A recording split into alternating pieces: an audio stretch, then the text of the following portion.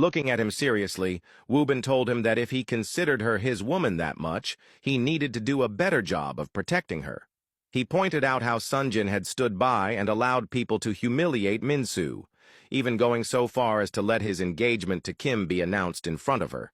Sonjin, feeling defensive, explained that he had no idea the engagement announcement would happen and that he had been just as shocked to see Minsu at the party. He assured Woobin that he was doing everything he could to protect her. Woobin stepped closer, his gaze sharp.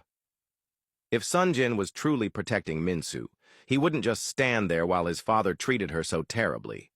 He told him outright that he wasn't ready to have Minsu in his life and that if he wasn't willing to step up, he should let her go. Sonjin was taken aback by Woobin's words. He stared at his friend, wondering what had gotten into him. Frustrated, he told Woobin that he was doing his best, juggling the trauma of his brother's death while trying to be with Minsu. Woobin didn't back down. He reminded Sonjin that Minsu wasn't just dealing with his father's cruelty, but also the harsh reality of being a black woman living among Koreans, many of whom didn't see her as Korean enough. She needed someone who truly understood what she was going through and knew how to stand by her through it all. Without another word, Woobin walked out, leaving Sonjin standing there, stunned. Sonjin walked upstairs and got into bed with Minsu, holding her in his arms as she slept.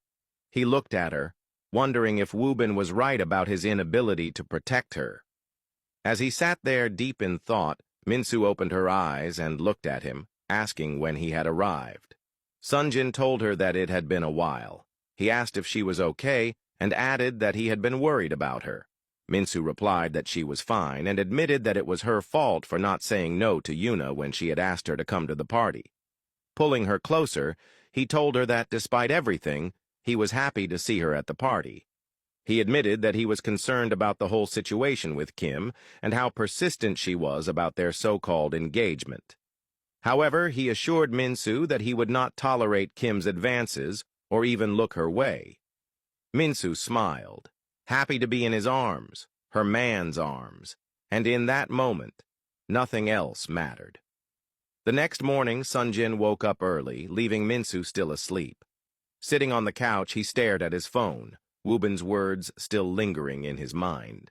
He began researching tips on dating black women, how to support, protect, and understand them.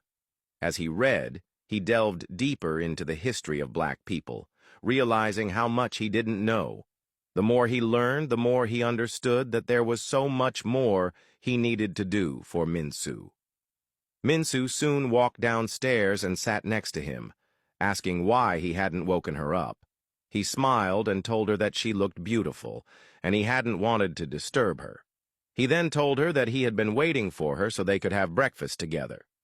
Leading her to the backyard garden, he revealed a beautifully arranged breakfast setup. As they sat down, Minsu asked if he had done all of it by himself. He laughed and admitted that he had hired a personal chef that morning to cook and set everything up. As they ate, Sonjin couldn't stop looking at her. Taking her hand, he slipped a ring onto her finger, leaving Minsu shocked.